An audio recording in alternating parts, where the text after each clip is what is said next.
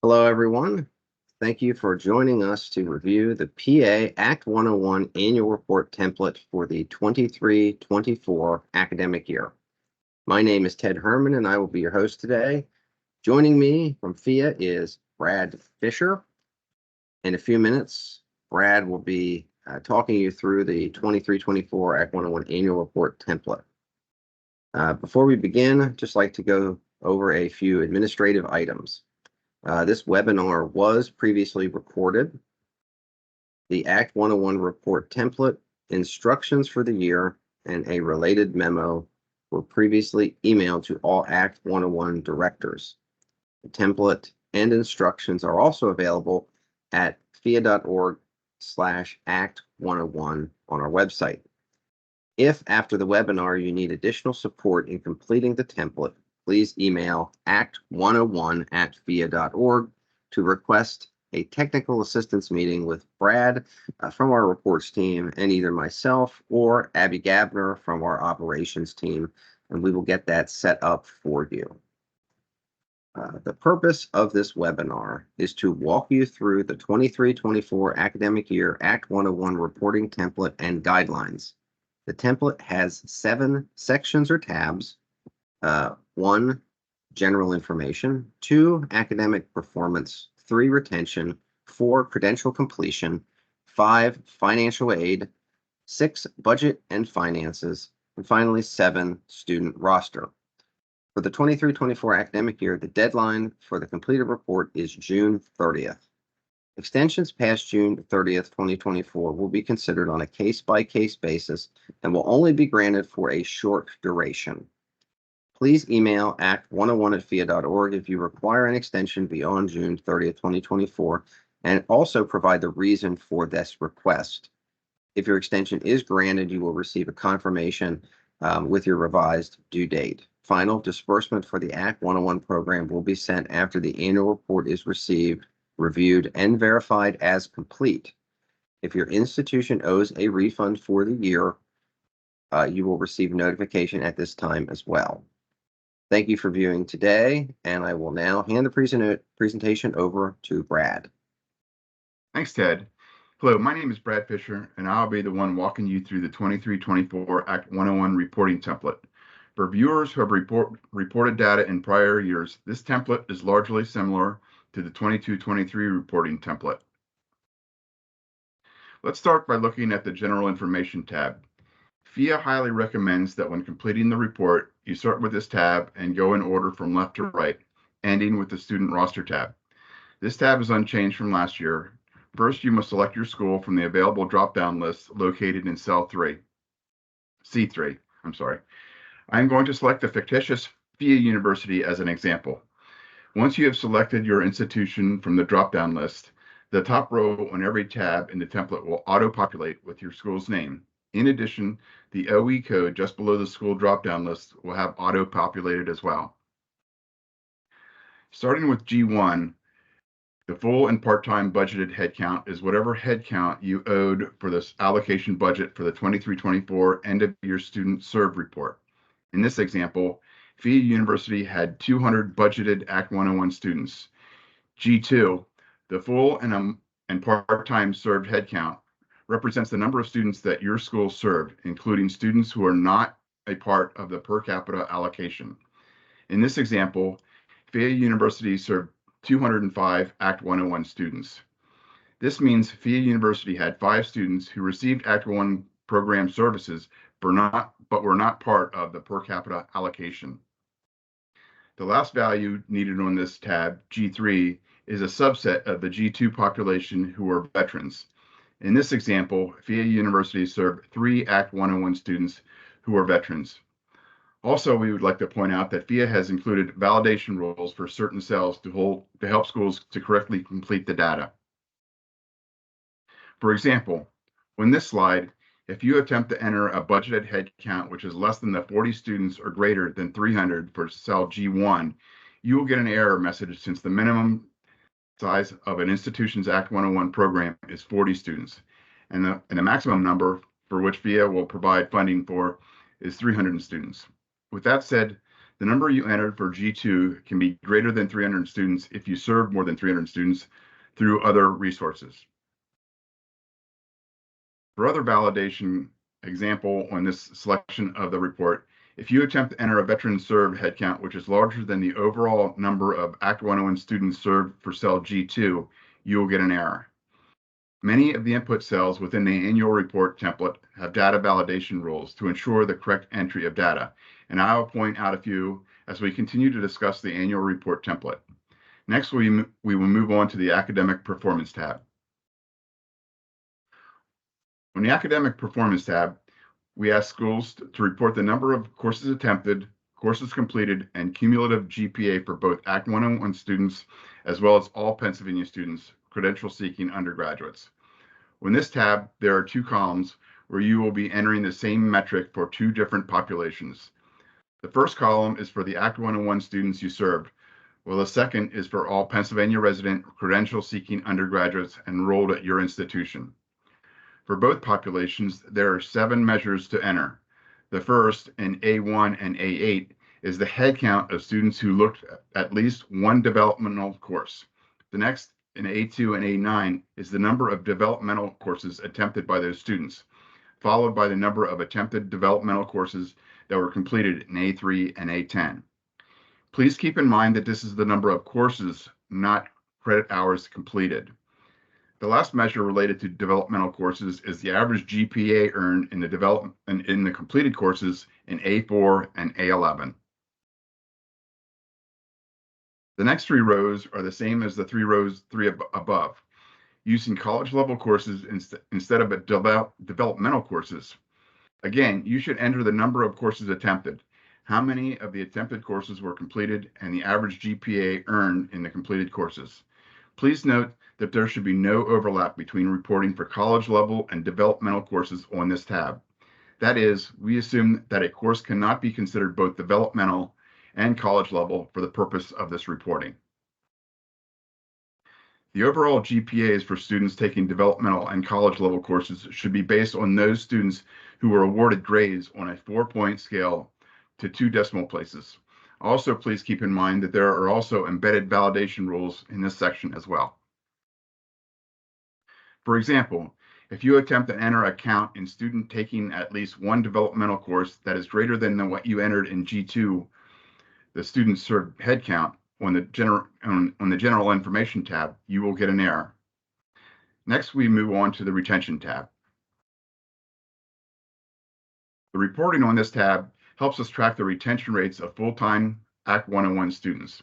As with previous years, rows 4 through 7 are grayed out and require no user input. These rows display the retention figures that were reported last year.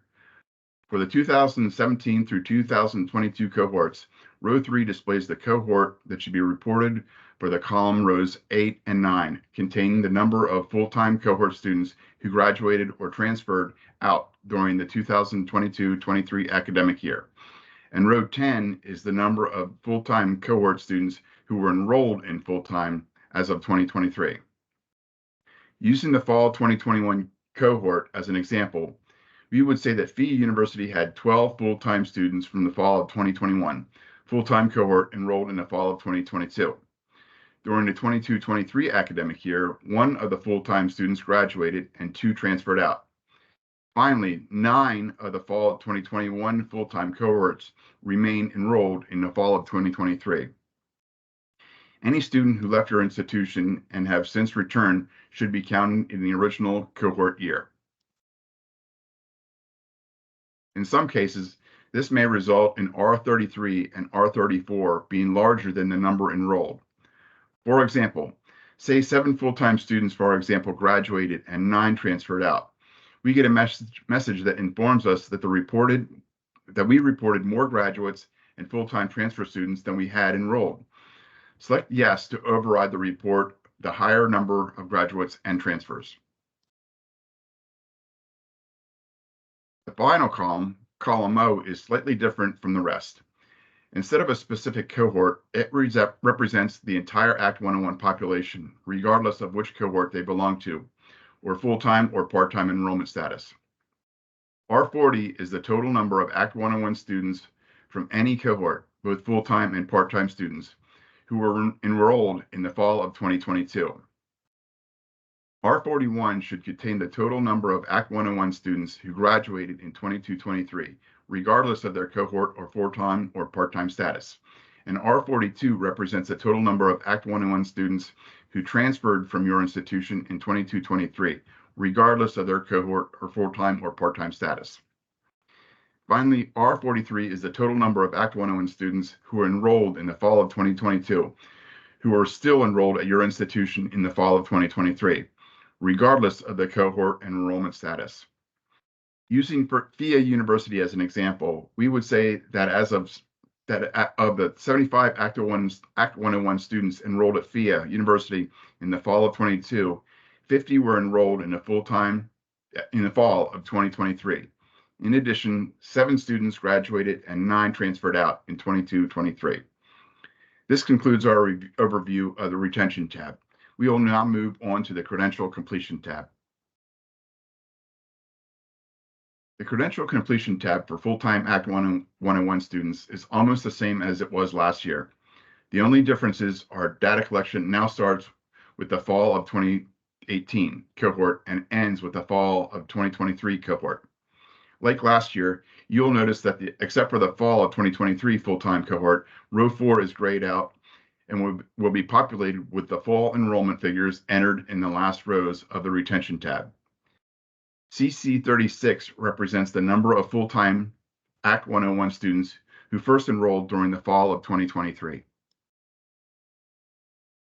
I have again populated some of the fields on this tab for our example of FIA University. Row 6 represents the number of full-time Act 101 students who completed a certificate of diploma during the 23-24 academic year and remained enrolled. Row 7 represents the number of full-time Act 101 students who completed a certificate or diploma during the 23-24 academic year and left your institution. Rows 8 through 11 are similar to rows 6 and 7, but should be reported for full-time associate and bachelor degree completers. This concludes the credential completion tab for full-time Act 101 students. Next, we will move on to the section for reporting financial aid. This tab reports the number of Act 101 students receiving financial aid, along with the total dollar value of that financial aid for 23-24 academic year. There are 2 columns that need filled in. The first, column D, is for the head count of students who received aid in each category, listed in columns A and B. The second, column F, is for the total dollar amount of the aid these students received in their respective financial aid categories. Please note that for federal direct loans, students with both subsidized and non-subsidized loans should only be counted once in the head count. That concludes the financial aid section. We will now move on to the budget and finances tab. The budget and finances tab for 23-24 academic year asks for program expenses for different budget categories. This information is further broken down by the following funding types: Act 101 allocated funds, institution funds, and non-institutional funds, such as state funds, federal funds, and private donations. On this tab, the 5 different budget categories are shown in columns A. The first budget category is for staff salaries and benefits, starting on row 4. Then program materials and office equipment on row 11, followed by student costs on row 16, miscellaneous on row 19, and ending with generic other category on row 24. For each budget category, there are a number of subcategories you will be reporting on. For each subcategory, enter program expenditures that came from each of these 3 different funding sources. If any expenses or non-institutional funds are reported, you must enter Y for yes or N for no to indicate if the funds came from one of 4 different sources. The letters A, B, C, and D are used to indicate which source was used.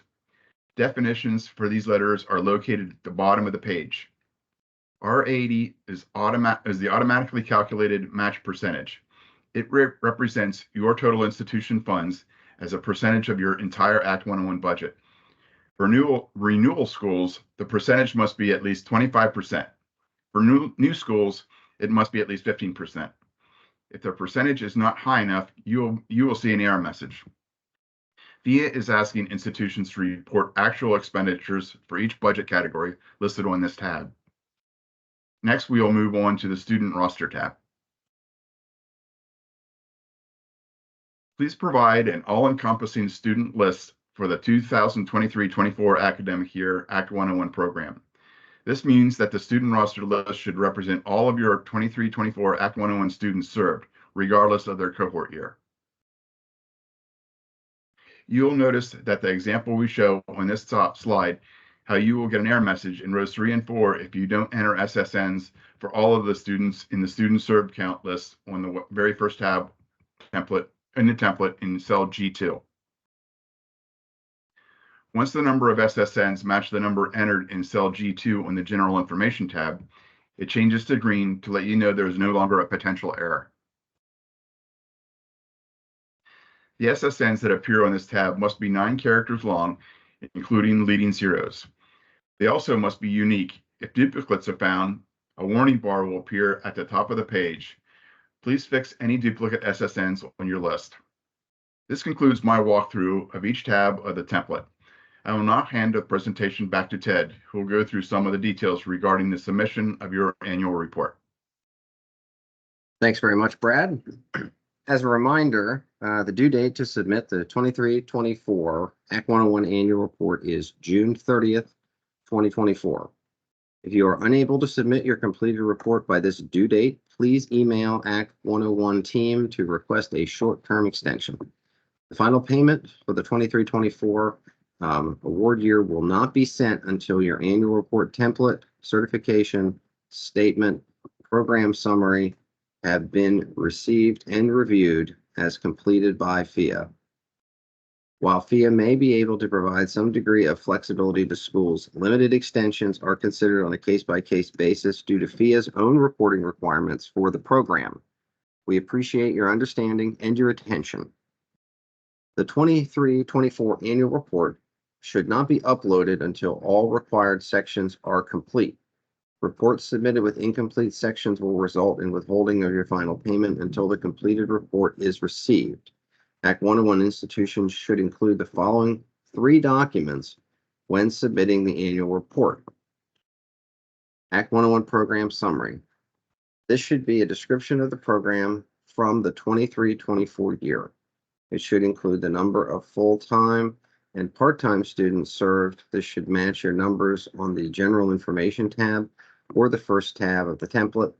Should also include program length, a list of primary service elements for the program, description of postgraduate plans for Act 101 students, summary of advisory board activities and accomplishments.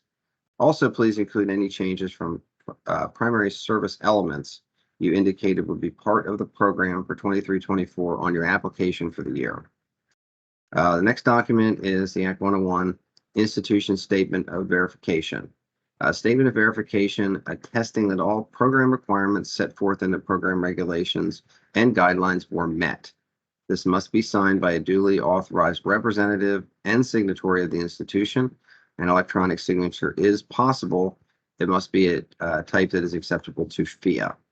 And finally, the Act 101 annual report template, instructions provided CG users to upload their document, via MyFile Gateway can be found on fia.org/act101. When uploading your documents, please use the file name as described in this slide. And after uploading, we ask that Act 101 directors email the Act 101 team at our email box in order to confirm the upload. This is something that's important because we don't get direct notification from MyFile Gateway that documents are there, and they do sunset. So if we aren't aware of documents in a timely manner, resubmission may be required. And finally, I would just like to thank all of you for viewing the webinar. Please remember, in addition to the annual report template, Each institution will also need to submit to FIA program summary and statement of verification. All three documents are required to be considered a complete annual report submission. FIA will communicate the due dates. We'll be sending reminders to schools regarding the annual report submission. If you have any additional questions about the materials discussed today, please email act101@fia.org. This concludes our webinar. Thank you again, Brad, and I hope everyone has a great day.